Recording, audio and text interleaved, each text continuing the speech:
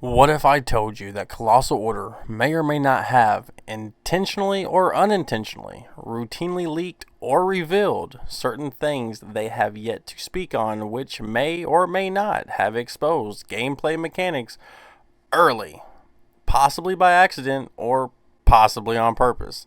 Like, for example, the LIFEPATH system mechanics. Maybe they showed us about that, right? Okay, so how's it hanging, dudes and dudettes? My name is Shawn. We need to get this video juiced up because people may never realize some of what is in today's video until the game comes out, right? It's new, deep, and a wild dig into the recent Dev Diary Insight videos. It is not what they say in the video. It's what they don't say, but show on screen in the background while they casually gloss over some of the crazy stuff being revealed on the screen behind them, right? We have some chunky revelations that I think have merit enough to make a few confirmations that have yet to be spoken about or elaborated on, especially within the drastically undersold insight video that they just had out, right? Which, by the way, has so many other hidden gems that I challenge you to find and leave them down below. Because I read and reply to everyone. I picked 5 of the juiciest digs to get down into. And okay, I know I'm avoiding it. Let's stop and acknowledge the new profile pic for those already subscribed. Do we like it? Yeah, I'll share why I changed it in this week's upcoming member video. So drop your thoughts, maybe join up. So, this was one of the longer insight videos, coming in at over 7 minutes, which compared to the others is actually something, right? So naturally, when I was going over this video for about the 400th time, like I do everyone, there is a lot of ground to cover, and you have more footage to analyze, and well, therefore, more to analyze. You get more ways to compare your findings to with previous diary footage, and you can paint a picture revealing information of which the devs have yet to let us know. For example, first on our list is the Aurora Borealis. If I can take you back in time for a second, I'm sure most of you remember seeing it in several shots from earlier trailers and dev diaries. So hey, Editor Shawn here. What did you think? I was just going to lead in with the LifePath stuff. Come on. We're building up to it, right? We're building up to the main thing. So yeah, you get it. We're building because City Skylines is a city builder. Really? No one? Okay. All right. Dad jokes out of here. Sorry. This will help us pinpoint what map types we see featured creator cities being built upon. You can tell this is the Borealis by simply comparing pictures. The most recent visual is this small clip of a police car with a beautiful shot of the Aurora Borealis surrounded by mountains.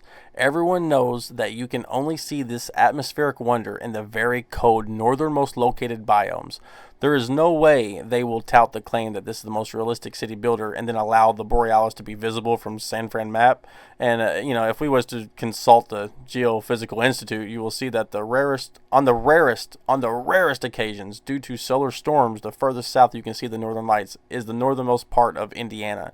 Since we can confirm at least one creator's builds have featured the auroras for schematics, must at least be in one of the northern hemisphere map types, such as the Great Highlands, Mountain Village, Windy Fords. I mean, maybe Lakeland or River Delta, but I don't know they don't appear. I'm not sure if they appear that northern. You know what I mean? Can anyone confirm New Dollarton has visible Borealis? If so, it's probably fallen under one of these few maps.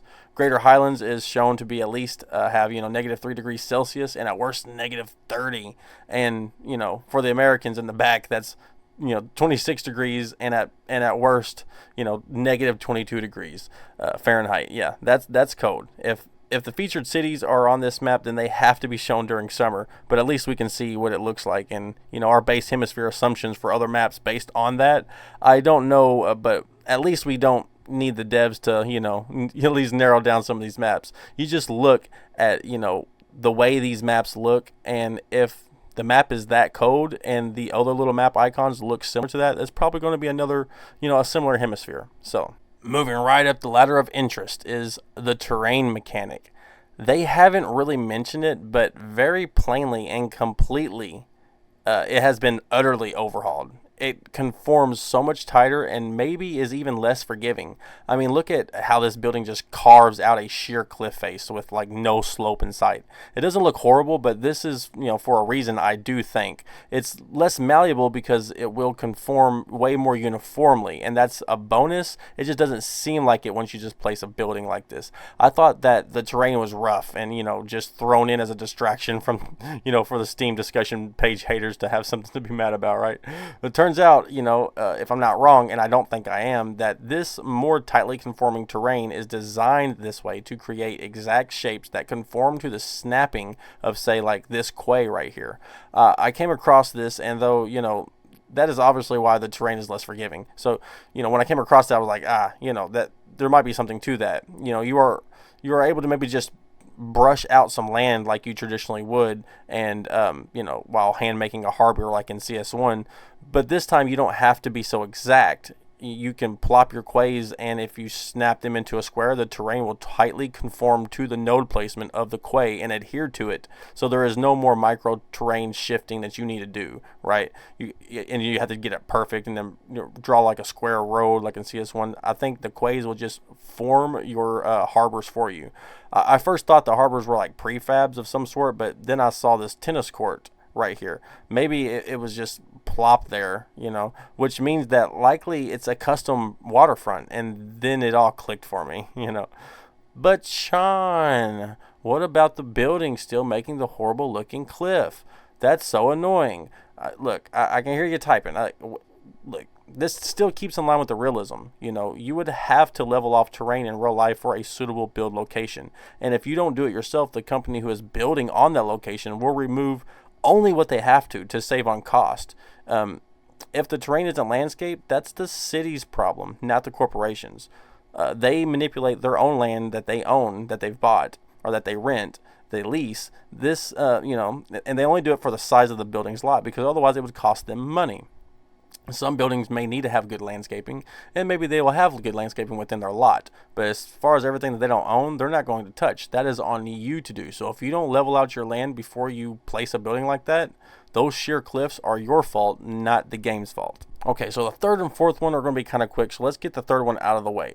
Look at all these imports and exports. You see this little screenshot right here? The most common is convenience food from like a 7-Eleven, like a gas station. Oh man, that's cool. But the thing is that it says top exports and imports, and both graphs have different things. Now the percentages do sort of add up to 100, but that doesn't mean that that's all there is to be utilized. It just means that the builder had made or used so far. That's all they've done. That's all they've acquired. There could be many more. There could be many more companies to work with, many more, industries. This definitely adds to the management side of things, and I'm stoked about that. They even said they wanted to make it more complex and less complicated, and I'm here for it. So maybe they kind of exposed the fact that there's a lot more than just what we see on screen, because it says the top ones. You know what I mean? Like, I don't know. Let me know what other imports and exports there could be. I can only think of so much to, but together maybe we can discover them all potentially using logic and some digging, right? So there's another quick one, number 4. But we haven't heard much about developer points, right, for a while. But all the time in the background, we can see this little bit of experience being added up in every single dev diary and insight video. Oftentimes a building has been placed, so yay, points, right? But other times population increase adds to that. This leveling up looking icon number thing is gold. The progression icons are gold, so naturally we can deduce that clicking that icon would open up a progression tree, right? This means we will be accumulating these points in so many different ways.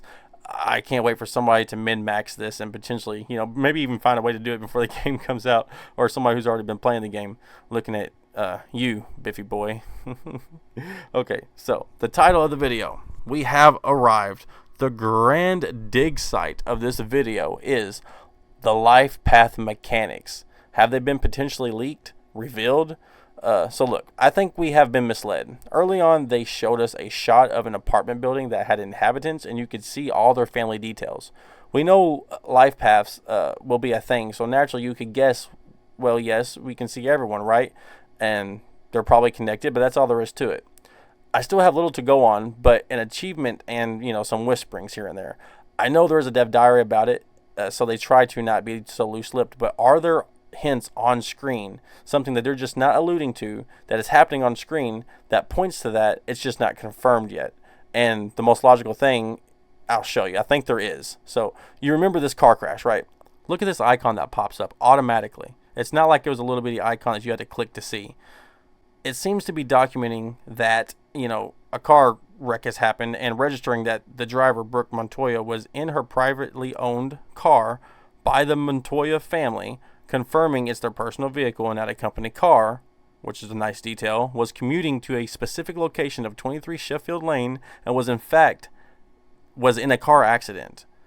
The way it logs the data and states it so clearly, it leads me to be confident when I say that I think the game is logging this information so you can later access or track it via the new LifePath mechanic. If you were to take a look back on a citizen's life when you see all the accidents, hospital visits, graduations, sports teams wins, right, and all the major accomplishments or failures, you know, then I think these things right here adding up is what the, you know, it's just taking note of these types of things, and that's going to be part of your life path.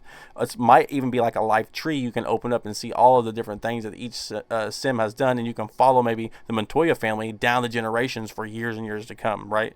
So that's actually a really cool feature. Now, if I was to, you know, really go on a rant and some speculation, I'd venture to hope for maybe the possibility that maybe this car crash leaves her unable to work, and then she loses her home and becomes homeless or something like that. Maybe she has to get on the welfare system that we have the welfare building now, or maybe she, you know, wins a lawsuit and becomes rich because you didn't upkeep the roads and she won the settlement and we have a settlement fee. You know what I mean?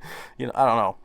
But when the LifePath Dev Diary thing comes out, we will see if I'm right or wrong. So come back to this video and let me know. I'm sure you will. So there we have it. If you made it this far, you're awesome. Maybe you know, I earned your like and subscription if you didn't at the beginning of this video. And if you're mad, let me know why. I'd love to chat. You know, it's all good. If you're a common and returning subscriber, consider becoming a city council member. It is pocket change cheap, and this week I plan to release a members only video on my reasoning and thoughts behind changing my logo and how to grow on YouTube in general, especially with City Skylines. For everyone else, you know, I love y'all just the same, but you gotta piss off. 2 to the 1, from the 1 to the 3. I like good pussy and I like good trees. Smoke so much weed you wouldn't believe, and I get more ass than a toilet seat. 3 to the 1, from the 1 to the 3. I met a bad bitch last night in the D. Let me tell you how I made her leave with me. Conversation and Hennessy.